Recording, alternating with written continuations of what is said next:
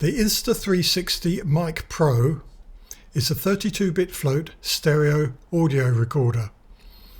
You can, if you want, use it as a wireless mic. Personally, I don't. I didn't buy the receiver, I just bought the mic.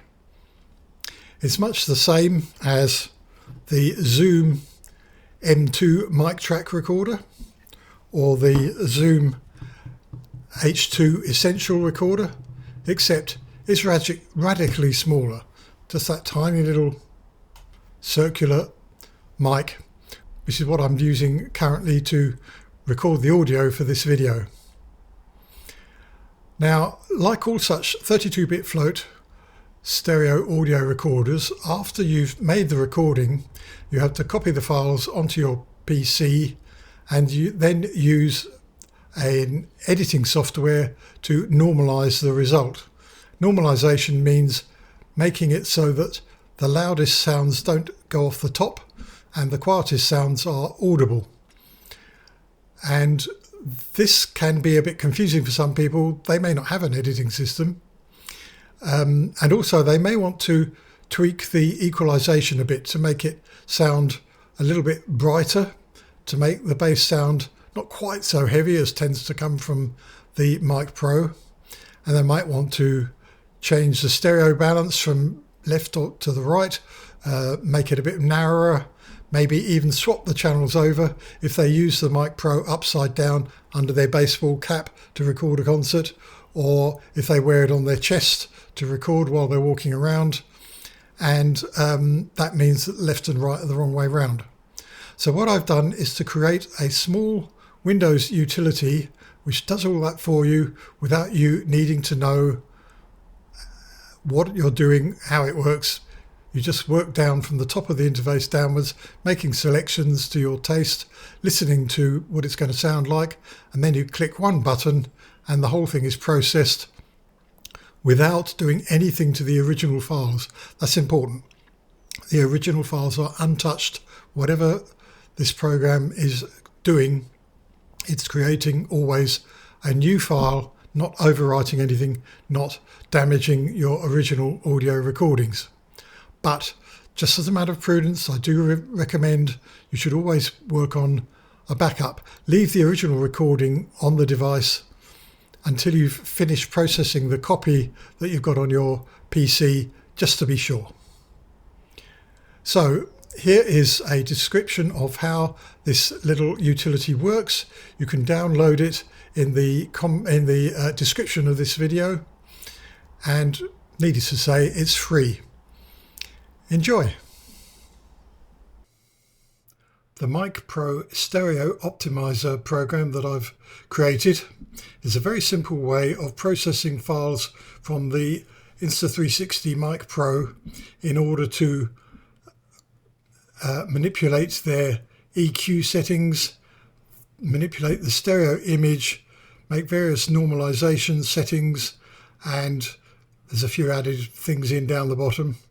Basically, to use it, you just start at the top and work downwards. So I've already loaded into it 3 files which come from a rock concert I recorded on my TV playback through my hi-fi speakers, and so the sound that you hear is going to be affected by the fact that it comes from my hi-fi speakers and from the acoustics of my lounge room. So I don't place too much emphasis on the actual sound quality of what you hear. What you need to listen for carefully is the differences in the sound quality as I operate the various controls down here. So let me pick this particular file from the group of files, and I'm now going to start making some changes to that. So down here below where you add files, remove them and clear the whole lot are the EQ settings, and these enable low frequencies to be cut and higher frequencies to be added. And the standard, which you get by clicking here, is settings which for me work for most recordings. They flatten out the natural sound from the Mic Pro, and it's a good starting point when you're processing your recordings. But if you want, you can add more bass cut, you can add more brightness or less brightness, and that's entirely up to you, and it's a matter for processing the particular recording according to the material and the place it was recorded, all that sort of thing. So further down here we have the stereo controls. This enables you to vary the width of the stereo image all the way from 100%, in other words as it comes out of the recorder, all the way down to 0, which is mono. So if you want to turn your beautiful stereo recording into mono, you can. But if you wanted to have it a little bit narrower, you can put it somewhere like that. Also, you've got a balance control, which shifts the whole thing left and right. And you've got a restore button here, which puts everything back to normal. You've also got a button or a tick box for swapping the left and right channels.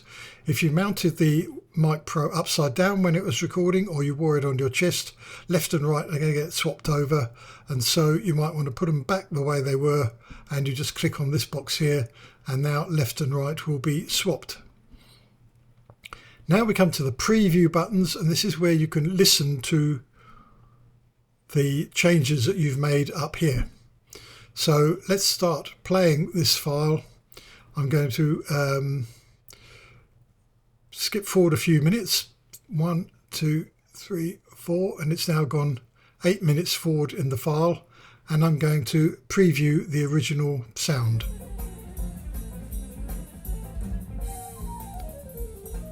Now that's a little bit hard to hear, so let's raise the volume.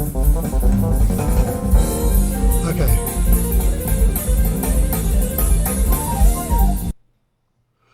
So that's what it sounded like in the first place. Now I've got the standard EQ settings here.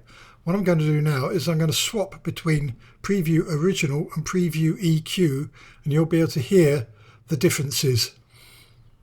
And then I'm going to carry on playing around with the sliders here, clicking preview each time to hear the difference, and that will give you samples of the processing that this program can undertake. So here we go. Preview EQ.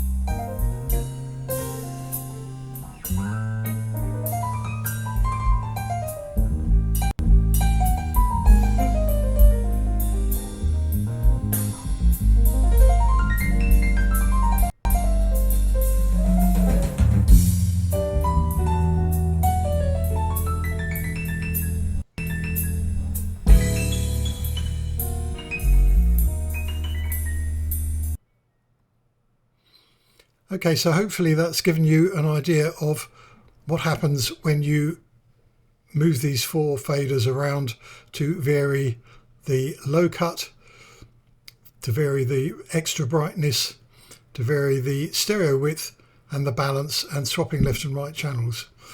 Now let's move down here and see what else we've got. As I say, that affects the playback volume, but it doesn't affect the volume of the normalization which will follow. This is purely for preview playback, doesn't affect the final sound. Now here we've got normalized settings.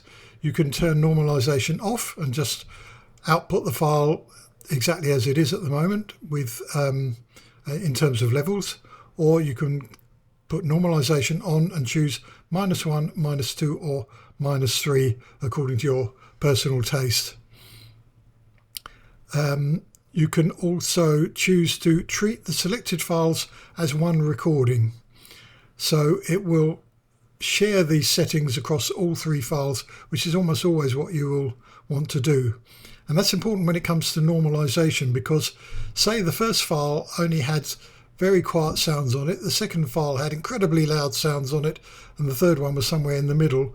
It would examine all 3 files and come up with a normalization figure which will be correct for the entire recording, so that when you go from one file to another there isn't a sudden change in the reproduced volume. Now here we have optional handling noise trim, which applies to the processed output only. The originals are never altered. This means that we're going to chop off a few seconds from the beginning of the recording and a few seconds from the end of the recording, but that will be on the output and it's not going to chop your original recordings. Now, why would you want to do this? This is because it's very hard not to get handling noise on the Mic Pro when you press the record button at the start and when you press the record button at the finish. The only way to avoid that, and the recommended way, is to use the phone app to do it remotely, so you're not even going to touch the device. But if you did decide to do it by manual handling, you may want to chop off a few seconds at the start so you don't get all the noise from turning on the recorder, and a few seconds from the end likewise, and that will mean that normalization isn't affected by clicks and crackles on the recording that came from your handling noise. And you can choose how many seconds you want to take from the beginning or the end. So if, for instance, I want to take off 12 seconds at the beginning and 9 at the end, and I tick the boxes, that will now modify the output accordingly. So I think we've now been through everything that it does. We've got our EQ set up to suit. I've got it on the standard here. I haven't got it on flat EQ, which would make no difference. I've got it on standard, and like I say, I could have adjusted that further. Stereo controls, I don't want to mess with the left and right balance or swapping anything or changing the width, so I'm going to restore stereo defaults. I've done all my previewing of the file, and now I'm going to process it, and I click here, and as you can see down the bottom there, it's doing the processing. And although this was a recording lasting about an hour and a half, as you see, it's going through pretty fast. It's having to examine the normalization required. It's having to do the processing of EQ and the processing of the stereo image, and it's chopping off the beginning and the end. So it's doing a fair bit, all without you having to use editing software. And now I know you won't actually see this because the window isn't being displayed at this moment, but a window has popped up on my PC here telling me that it's created 3 process files: common normalization adjustment of plus 1.29 dB, and it's listing the EQ it used, the stereo width, whether the channels were swapped, start and end trim, and it's emphasizing that the original files have not been affected. Now that report is saved as a text file along with the output file. So that's basically it. The program is downloadable from the link in the description. It's free. It will be possibly improved from time to time, so keep an eye open just to see whether it's going to be updated. But I'm happy with it the way it is, and I hope for those of you who like working with the Insta360 Mic Pro as a stereo audio recorder but don't want to get too much into doing stuff with editing software, this simple program will help you to tweak your recordings without you having to scratch your head. Thanks for watching.